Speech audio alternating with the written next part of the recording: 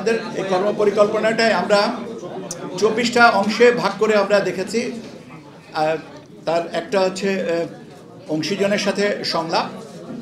এটা আমরা শুরু করার ইচ্ছা আছে আমাদের সেপ্টেম্বরের শেষাংশ থেকে। আমরা 1 থেকে 1.5 মাস সময় নিব। এটার সাথে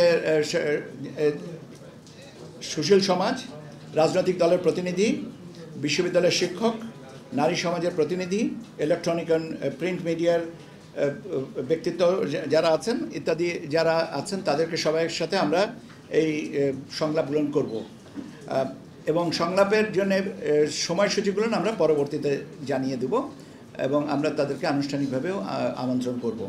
এটা আমরা সেপ্টেম্বরের শেষে থেকে শুরু করে নভেম্বরের 1 থেকে 1.5 মাসের মধ্যে আমরা কমপ্লিট করব। আপনারা জানেন যে ভোটার তালিকা এই কাজটা আমরা অনেক দিন ধরেই করছি এবং আমরা আপনাদেরকে জানিয়েছি যে আমরা 3টা ভোটার তালিকা এবার প্রকাশিত হবে এবং একটা হয়ে গেছে 2রা মার্চ, এখন আরেকটা যেটা হচ্ছে সেটা হচ্ছে 31শে অগস্ট, আর এর পরবর্তীতে আমরা 31শে অক্টোবর পর্যন্ত যাদের বয়স 18 বছর হবে তাদেরকে নিয়ে একটা ভোটার তালিকা করব, যেটা আমরা কমপ্লিট করব by the end of November. এর সাথে আছে আপনার নির্বাচন আইন বিধি সংস্কার এবং এর সাথে একটা আমরা নির্বাচন পরিচালনা বিধিমালা, নির্বাচন কর্মকর্তা বিশেষ আইন 1991 এবং নির্বাচন কমিশন সচিবালয় আইন 2009, এই 3টা এই মুহূর্তে আমাদের আইন মন্ত্রণালয়ে বিবেচনাধীন আছে। আর আমরা 2টো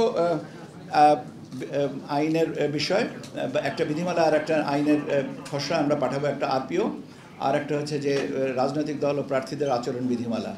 এটা একটার সাথে আরেকটা পরস্পর অঙ্গাঙ্গিকভাবে জড়িত বিষয়, এটা আমরা একসাথে পাঠাবো এবং আমরা আশা করছি আমরা আগামী সপ্তাহে এটাকে আইন মন্ত্রণালয়ে পাঠিয়ে দেবো, ভেটিং অ্যান্ড সাবসিকুয়েন্ট যে কাজগুলো আছে।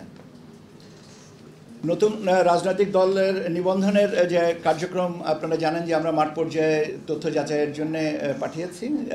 কয়েকটা অলরেডি আমরা কিছু কিছু জায়গা থেকে পাচ্ছি এবং এটা চলমান থাকবে এবং আমরা আশা করছি যে এটা আমরা সেপ্টেম্বরের ভিতরে কমপ্লিট করতে পারবো। সেপ্টেম্বরের ভিতরে তথ্য পাওয়ার পরে আমরা বিজ্ঞপ্তি দিয়ে তারপরে এটার বাকি কাজগুলো কমপ্লিট করব। জাতীয় সংসদের নির্বাচনী এলাকার সীমানা নির্ধারণ সংক্রান্ত যে কাজগুলো আপনারা জানেন যে গতকাল পর্যন্ত আমরা শুনানি নিয়েছি এবং কালকেও আমরা শুনানি পরবর্তীতে আরও কিছু কাজ যেগুলো আছে যুক্তি পাল্টা যুক্তি এবং সেগুলো নিয়ে আলোচনা এবং এটা নিয়ে আজকেও আবার আমরা পরবর্তীতে বসবো। আমি সীমানা নিয়ে বলছিলাম যে গতকালকে পর্যন্ত আপনারা জানেন যে আমরা সীমানা নিয়ে যে শুনানি ছিল সে শুনানিটা কমপ্লিট করেছি। এখন শুনানি অন্তে যে তথ্য পর্যালোচনার পর্যায়টা চলছে এবং আমরা আশা করছি যত তাড়াতাড়ি পারা যায় আমরা এটা করব, কেননা সীমানার সাথে আরও অনেকগুলো জিনিস জড়িত আছে। তবে আমাদের মোটামুটিভাবে ধারণা যে আগামী 15ই সেপ্টেম্বরের ভিতরে এইগুলোকে চূড়ান্ত করতে পারবো এবং আপনার জিআইএসএ ম্যাপ এই জাতীয় যে কাজগুলো আছে সেগুলো আমরা 30শে সেপ্টেম্বরের ভিতর কমপ্লিট করব। পর্যবেক্ষক এবং সাংবাদিক নীতিমালা নিয়ে আপনারা অলরেডি জানেন যে আমরা এটা প্রকাশ করেছি এবং কার্ডের নমুনা ইত্যাদি ইত্যাদি যে কাজ বিষয়গুলো আছে এটা আমরা over the period of time এটা কমপ্লিট করব। এর সাথে আপনাদের সাথেও একটা আলোচনার বিষয় আছে, সেটাও আমরা এর মধ্যে করব। এটাও আমরা সেপ্টেম্বরের ভিতরে চেষ্টা করব কমপ্লিট করতে। জি, আমি সেপ্টেম্বরের মধ্যে করতে। আচ্ছা, আমি আপনাদেরকে এই কাগজটা আমাদের যেটা আমি আপনাদেরকে একটা কপি দিয়ে যাব যাতে স্পষ্ট করে, কেন এটাতে অনেকগুলো ফ্যাক্টর তো একসাথে তো সব মুখস্থ করে বলাও মুশকিল এবং এটা ধারাবাহিকভাবে কাজে আমার মনে হয় যে আমি একটা না কয়েকটা কপি দেবো যাতে আপনাদের এই জন্য বুঝে নিতে বা আপনাদের পরবর্তীতে রিপোর্টিং করতে সুবিধা হয়। আমরা আমাদের একটা ম্যানুয়াল তৈরির একটা বিষয় থাকে, নির্বাচন সংশ্লিষ্ট ম্যানুয়াল তৈরির বিষয়, এবং এই ম্যানুয়ালের আবার আরেকটা বিষয় আছে যে সমস্ত জিনিস আইন বিধি সংশোধন করানো হবে সেগুলো এতে অন্তর্ভুক্ত হবে। তো যেহেতু আমাদের 30শে সেপ্টেম্বরের ভিতরে আমরা আশা করছি যে বিধিবিধানগুলোকে আমরা সংশোধন পারবো, এটা করার যত তাড়াতাড়ি সম্ভব এটাকে আমরা করতে পারবো এবং এটাকে দরকার পড়বে আমাদের মাঠ পর্যায়ের প্রশিক্ষণের সাথে। কাজে আনুষ্ঠানিকভাবে আমরা অনুমিত হচ্ছে যে 31 অক্টোবরের ভিতরে আমরা এই পুরো কম্পাইলেশনটা করে আমরা অন্ততকে ম্যানুয়ালগুলো তৈরি করে নিতে পারি, যাতে আমাদের কাজগুলো সুবিধা হয়। এর সাথে আমাদের আছে কিছু নির্দেশিকা, কিছু পরিচয়পত্র, যেটা নির্বাচন কর্মকর্তাদের সাথে সম্পর্কিত, এবং প্রশিক্ষণ যে সমস্ত আছে টিওটি, কাসকেডিং মডেলে, এই জিনিসগুলো আমরা 31 অক্টোবরের ভিতরে সম্পন্ন করব। ব্যালট বক্স যেগুলো আছে, আমাদের কিছু ব্যালট বক্স এবং তার ব্যবহারের উপযোগিতা কী পর্যায়ে আছে, এগুলো অলরেডি আমরা যাচাই বাছাইয়ের জন্য আমরা মাঠ পর্যায়ে অনুরোধ করেছি, এবং আমরা আশা করছি যে 30 নভেম্বরের ভিতরে আমরা এই জিনিসটাকে কমপ্লিট করে বুঝতে পারবো যে আমাদের স্টক সাফিসিয়েন্ট আছে কিনা। আমাদের প্রাথমিক ধারণা যে আমাদের যে ব্যালট বক্স যতগুলো লাগবে আমাদের কাছে সেগুলো মজুদ আছে। বাজেটের একটা বিষয় আছে, বাজেটটা এখনও আমরা কমপ্লিট করি নাই, কারণ বাজেটের একটা বড় অংশ আছে আপনার নিরাপত্তার সাথে সম্পর্কিত, নিরাপত্তা ব্যবস্থার সাথে যারা আমাদের সহযোগী হবেন, যেমন পুলিশ, আনসার এবং অন্যান্য যে প্রতিরক্ষা বাহিনীর যারা আছেন, তাদের বাজেটগুলো নিয়ে কম্পাইল করতে হবে। কাজে এটা আমি ঢালাওভাবে এইভাবে বলতে পারবো না যে এটা কিছু হচ্ছে, কত নাগাদ করা হচ্ছে। তবে স্বাভাবিকভাবে budget is a very important aspect, যত তাড়াতাড়ি সম্ভব আমরা সেটা করব।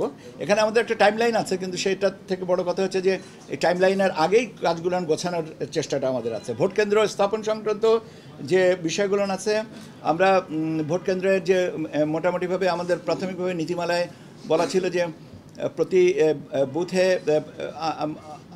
গড়ে 3000 প্রত্যেক কেন্দ্র, এবং প্রত্যেক বুথে 500 এবং পুরুষ এবং 400 মহিলা, এই হিসাবে আমরা এটাকে আবার রিঅ্যাসেস করে দেখেছি যে 3000 ঠিক আছে, এই সংখ্যাটা ঠিক আছে প্রতি কেন্দ্রের জন্য, কিন্তু আপনার প্রতি বুথে 600 পুরুষ এবং 500 মহিলা, এই হিসাবে আমরা বুথের সংখ্যাটা পুনর্নির্ধারণের কথা চিন্তা করছি, এবং সেই অনুযায়ী আমরা আশা করছি যে এই ভোট কেন্দ্রের নির্ধারণের সংখ্যাটা ঠিক হয়ে যাবে, এবং এটা অন্ততপক্ষে ভোট গ্রহণের 25 থেকে 30 দিন আগে আমরা তালিকাটা প্রকাশ করে দেব।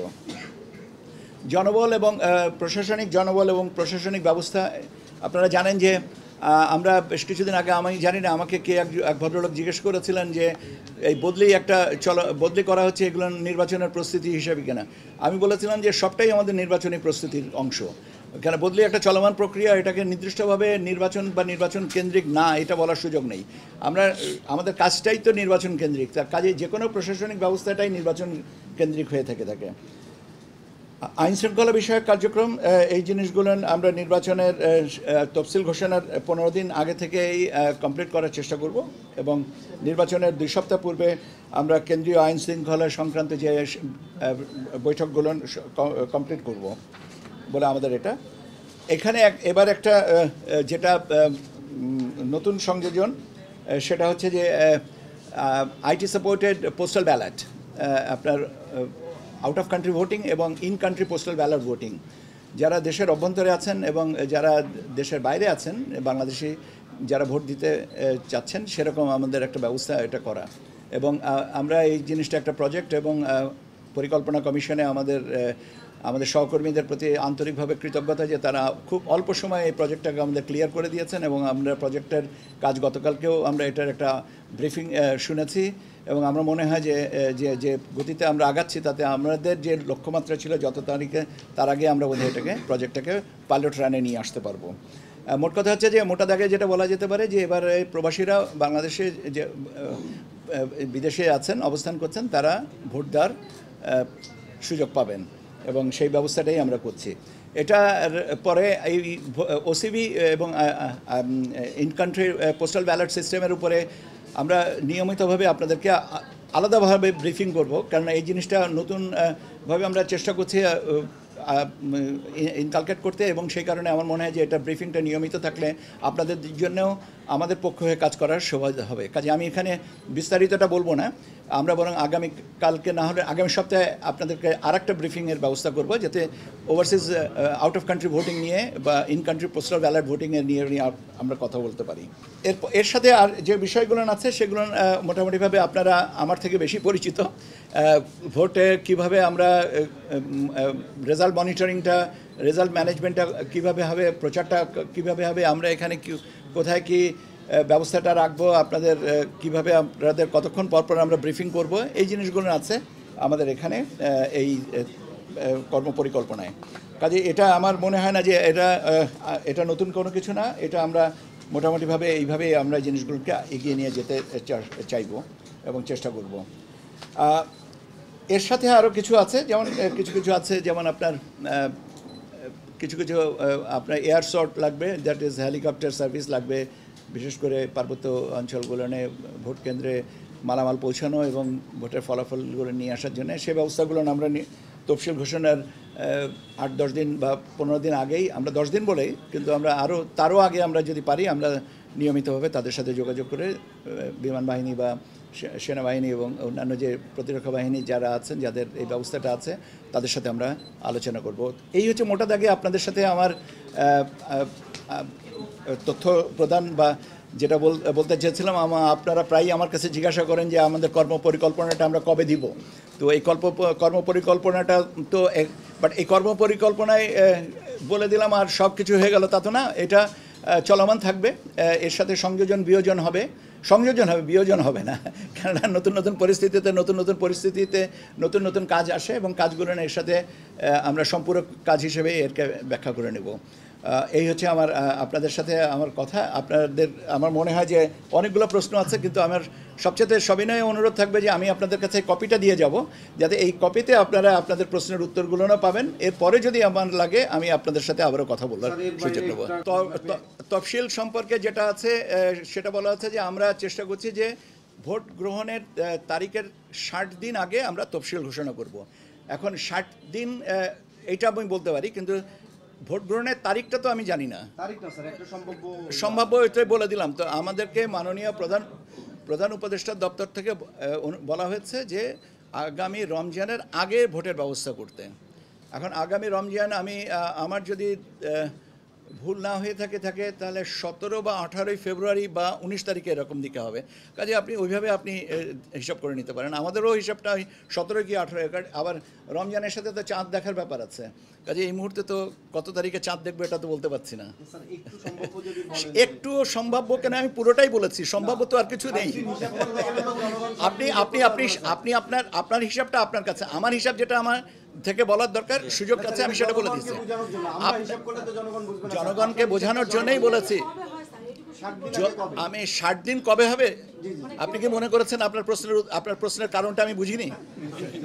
আপনাদেরকে ধন্যবাদ। আচ্ছা বলেন। প্রতিটা জিনিসই চ্যালেঞ্জের। আমি কি জানি আগামী 1 ঘন্টা পরে আমার জীবনে কি দুর্ঘটনা ঘটবে না? প্রত্যেকটা জিনিসই চ্যালেঞ্জের, এবং প্রত্যেকটা জিনিসকে মোকাবেলা করার জন্য মানসিক প্রস্তুতি থাকতে হবে। এটাই হচ্ছে দৃঢ়তা, এবং এইটাই আমরা চাই। আপনাদের দিক থেকে ওই সহযোগিতাটাই চাই। আপনারা যদি অনুমান করেন যে আগামীতে এই সমস্যাটা আছে, আপনারা আমাদেরকে বলেন, আমরা সেই ব্যবস্থা নিব। কিন্তু আমি না জেনে বাতাসের সাথে তলোয়ার চালানো যায় না। পরিস্থিতি আসবে, পরিস্থিতি মোকাবেলা করতে হবে, ওটাই চ্যালেঞ্জ। এবং ওইটার জন্য মানসিকভাবে যে দৃঢ়তা থাকার দরকার, আল্লাহর মেহেরবানিতে আমাদের সবারই সেই দৃঢ়তা আছে, আপনাদেরও আছে, আমাদেরও আছে। কেন থাকবে না? Existing law and order situation এটা স্বরাষ্ট্র মন্ত্রণালয়ের বিষয়। আমাদের বিষয়টা হচ্ছে যে নির্বাচন সংক্রান্ত কার্যক্রমগুলো এগিয়ে নিয়ে যাওয়া। আপনি আমাকে নির্বাচন সম্পর্কিত যে কার্যক্রম বলেন, আইন শৃঙ্খলা পরিস্থিতির ব্যাপারে আপনি স্বরাষ্ট্র মন্ত্রণালয়ের স্বরাষ্ট্র সচিব বা ওনাদেরকে জিজ্ঞেস করেন। আমি ওইটার রেফারেন্সে এটাকে মানে কোরিলেট করা তো বোধহয় বুদ্ধিমানের কাজ হবে। আস্তে সিসি ক্যামেরার বিষয়টা বডি ক্যামেরার বিষয়টা স্বরাষ্ট্র মন্ত্রণালয়ের ব্যাপার। এটা আইন শৃঙ্খলা পরিস্থিতির সাথে, এটা আমাদের চাহিদা না, এটা স্বরাষ্ট্র মন্ত্রণালয়ের থেকে আলোচনা হচ্ছে। এবং সেই আলোচনার যদি আমাদের অংশগ্রহণের বিষয় থেকে থাকে, বা আমাদের অংশগ্রহণ কোথায় কতটুকু হতে হবে, সেটা আলোচনা সাপেক্ষে। কিন্তু উদ্যোগী মন্ত্রণালয় তো স্বরাষ্ট্র মন্ত্রণালয়, নির্বাচন কমিশন তো না। এটা তো ভোট কেন্দ্রে সিসি ক্যামেরা থাকা লাগবে কি লাগবে না, এটা নির্ভর করতেছে তো স্বরাষ্ট্র মন্ত্রণালয়ের অনুমানের উপরে। আমরা তো চাইবো যে সুষ্ঠু শান্তিপূর্ণভাবে ভোট গ্রহণ হোক, এবং ভোট মানুষ দিতে আসবেন স্বতঃস্ফূর্তভাবে, আনন্দমুখের পরিস্থিতিতে। আমরা তার জন্যে অংশীজন হিসেবে যে স্বরাষ্ট্র মন্ত্রণালয় মনে করে যেটা করতে হবে অবশ্যই তারা করবে, এবং সেখানে আমাদের যা সহযোগিতা লাগে আমরা করব। আজকে কি ঘটনা ঘটেছে এটা হচ্ছে যে আমাদের কর্মপরিকল্পনা রাজনৈতিক দলগুলো যখন অংশীজনদের সাথে আমরা আলোচনা হবে তখন তাদের যদি কোনো মতামত থাকে আমাদের নিশ্চয়ই বলবেন। এবং আমি তো বলেছি যে এটার সাথে সংযোজন হতে পারে, বিয়োজন হওয়ার কোনো সুযোগ নেই। আমি এটা আপনাকে ভালো করেছি। আমাদের ভাবনা তো আচ্ছা, আমি ওনার প্রশ্নের উত্তরটা দিয়ে নেই। আমাদের ভাবনাটা তো আমি বলছি যে আমি স্বরাষ্ট্র মন্ত্রণালয়ের সাথে যে তুই আলোচনার বিষয় যখন আসে আমরা কি বলেছি আমরা আলোচনা করব না? এটা তো পারস্পরিক একটা সমঝোতার ব্যাপার, এবং ইট ইজ এ কোলাবোরেশন। এই কোলাবোরেশনটা যখন যেখানে যতটুকু প্রয়োজন হবে নিশ্চয়ই আমরা করব। এখন আপনি যদি বলেন যে আগামীকাল 3টার সময় এই কোলাবোরেশন করতে হবে, এখানে আমার আপত্তি আছে। এখানে আমি আগামীকাল 3টার সময় এটা নাও লাগতে পারে, আগামীকাল সকালবেলা যে দুর্ঘটনা কোনো ঘটবে না এবং সেজন্য আমার প্রস্তুতি থাকবে না তাও না। প্রস্তুতির যেটা লাগবে সেটা পরিস্থিতি অনুযায়ী আমাদের আগাতে হবে। এটা এক পূর্ব সিদ্ধান্ত এটা আমাদের না। ভবিষ্যৎ দ্রষ্টা আমরা নই। আমরা ভবিষ্যতে যেটা আসবে সেটাকে সামাল দেওয়ার জন্য যাবতীয় যা করার আমরা সময় মতন করব। এআই ইজ এটা আমাদের মনে হয় যে this is a very interesting, এবং এটা একটা চ্যালেঞ্জ। আমি নিজেও স্বীকার করছি, এটা স্বীকার করি, এটা স্বাভাবিকভাবে এটা challenge. AI, miss information, disinformation, fake information, এগুলো অনেক তাত্ত্বিকভাবে যে আমরা ট্যাগিং করি না কেন, এটা একটা চ্যালেঞ্জ। আমরা এটা নিয়ে কাজ করছি। আমরা এটা নিয়ে আমাদের যে ভিতরে আমাদের সংশ্লিষ্ট যে সংস্থাগুলো আছে তাদের সহযোগিতা নিয়ে আমরা এটাকে অ্যাড্রেস করব। একটা জিনিস বলা ভালো যে আমরা কি আমাদের সব কিছুই সামাল দিতে পারবো? চেষ্টা করব যাতে সব কিছুটাই সামাল দেওয়া যায়, কিন্তু এই সামাল দেওয়ার ক্ষেত্রে কিন্তু আপনাদেরও একটা যথেষ্ট বড় ভূমিকা আছে। কাজে আপনারা আমাদেরকে সহযোগিতা করেন, নিশ্চয়ই আমরা আমাদের অভিষ্ট লক্ষ্যে পৌঁছাতে পারবো।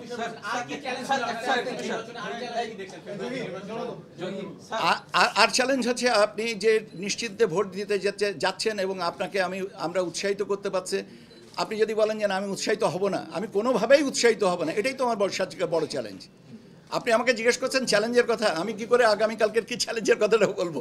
আপনাকে আমরা উদ্বুদ্ধ করতে পারি, কিন্তু আপনি সেটা বাস্তবায়ন করবেন কিনা সেটা তো আপনার ব্যাপার। আমরা তো সবসময় বলছি যে আমরা এমন একটা উৎসবমুখর পরিস্থিতিতে আনতে চাই যেখানে মানুষ স্বতঃস্ফূর্তভাবে আসবেন। এখন এর জন্যে আপনারাই আমাদেরকে বলেন যে আর কি করলে এটা ভালো হয় বা আর কি কি ব্যবস্থা নেওয়া যেতে পারে। অবশ্যই আপনাদের সাথে যখন আলোচনা করব তখন আপনারা এটা বলার সুযোগ পাবেন। এটার ঠিক আমি এইভাবে পুরোপুরি আপনার সাথে একমত। স্টেক হোল্ডার্সদের সাথে পরবর্তীতে কথা যদি সংশোধনী যেটুকু যদি লাগে, আমি বলেছি যে সংযোজন হতে পারে, বিয়োজন হবে না। সংযোজন যদি লাগে সেটা আমরা সেভাবে অ্যাড্রেস করব। কতটুকু লাগবে সেটার উপরে নির্ভর করে। যদি ম্যাসিভ হয় তাহলে সেই জিনিসটা আমার মনে হয় না যে এটা, কেন ইতিমধ্যে তো আপনারা জানেন যে নির্বাচন ব্যবস্থাপনা সংস্কার কমিশন তারা বিভিন্নভাবে করেছেন, ঐক্যমত্য কমিশনও আলোচনা করেছেন। কাজে আমার মনে হয় না যে অতটা, এটা আমার মনে হয় না কথা বলছি। এবং তার পরবর্তীতে যে বাস্তবতাটা তো স্বাভাবিকভাবেই পরবর্তীতে বোঝা যাবে। আমি আপনাকে সবিনয়ে বলছি যে আমি আপনাকে যেটা বলেছি আমি জাতীয় নির্বাচন সম্পর্কে বলেছি, এবং আমাদেরকে মাননীয় প্রধান উপদেষ্টা মহোদয়ের দপ্তর থেকে যে চিঠিটা দেওয়া হয়েছে, যে অনুরোধ করা হয়েছে সেটাতে জাতীয় নির্বাচনের কথা বলা হয়েছে। কাজে এর বাইরে কথা বলার এখতিয়ার আমার নেই।